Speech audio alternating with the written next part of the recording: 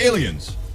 Most of us have probably heard about the abduction in 1961 of Betty and Barney Hill, right? This case stands out from all others for many reasons. One being the fact that a mixed-race couple in 60s America didn't need that sort of attention in the first place, never mind to make extraordinary claims that they had been abducted by aliens. Over the years, this case has been examined and scrutinized, and every outcome has dealt the same conclusion, that Betty and Barney Hill were in fact abducted by an alien life form not of this earth. We know that sounds a bit dramatic, so we are going to put forward one single standout piece of information that Betty drew from a memory of the encounter. She explains that this is where her abductors told her where they were from. What Betty drew was a star chart of Zeta Reticuli, a wide binary star system in the southern constellation of Reticulum. She drew this in 1964 under hypnosis, years before it was even discovered. Wait till you hear this.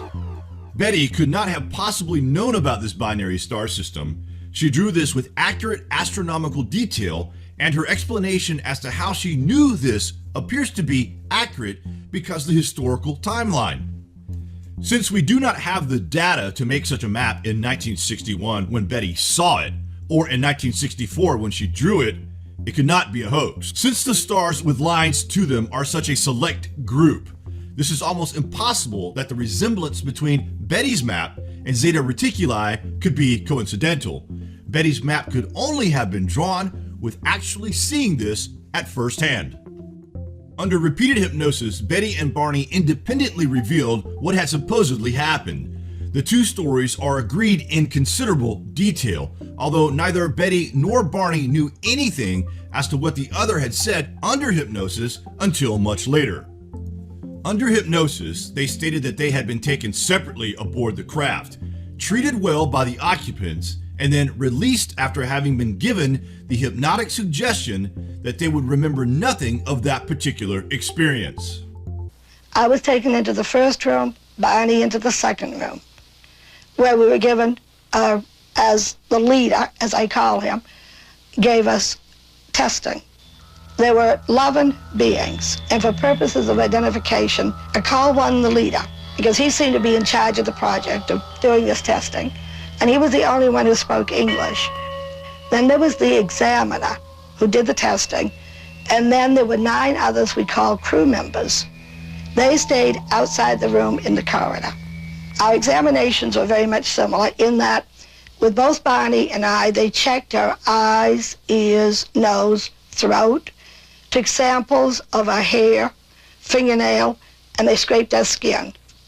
With me, they touched my body with little points on wires. He said he was checking my nervous system. And then they attempted to insert a needle-like instrument in my navel. I objected that it would hurt, and he said it shouldn't hurt. When he did this, it caused a great deal of pain. He said it was a pregnancy test, and I said, well, that's no pregnancy test here. Betty Hill was right. In 1961, there was no pregnancy test like that here on Earth. But in the early 1970s, 2 techniques, amniocentesis and laparoscopy, have both come into wide usage.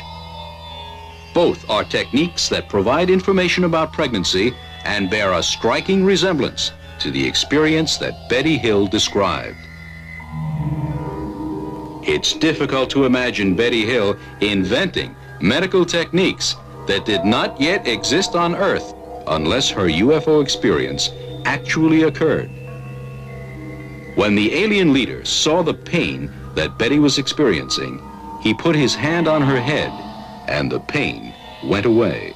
At this point, the examiner came running back into the room and opened my mouth and started tugging at my teeth.